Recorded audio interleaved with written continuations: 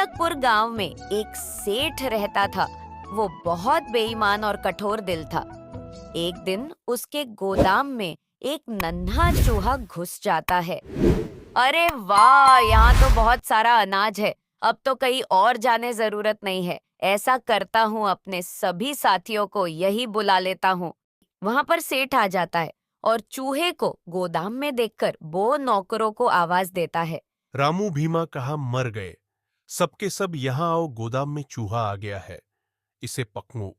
वो दोनों दौड़ते हुए सेठ के पास आते हैं और कहते हैं, जी सेठ जी क्या हुआ। सेठ उनको चूहे को पकड़कर लाने के लिए कहता है और कहता है, ये चूहा सारा अनाज बर्बाद कर देगा।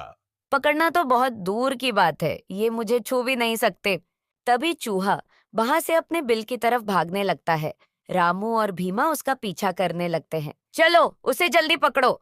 दोनों उस चूहे के पीछे दौड़ने लगते हैं। चूहा भागकर अपने बिल में घुस जाता है और वह दोनों सेठ के पास लौट जाते हैं और कहते हैं, चूहा अपने बिल में घुस गया है से।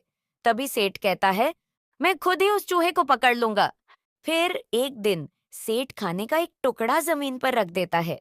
कुछ देर बाद चूहा खाने के लिए आता है और जाल में फंस जाता है। तभी सेठ वहां आ जाता है और चूहा कहता है, मुझे जाने दो, मैं दोबारा नहीं क्यों आऊंगा। नन्हे चूहे, तूने क्या सोचा था कि मुझसे बच जाएगा।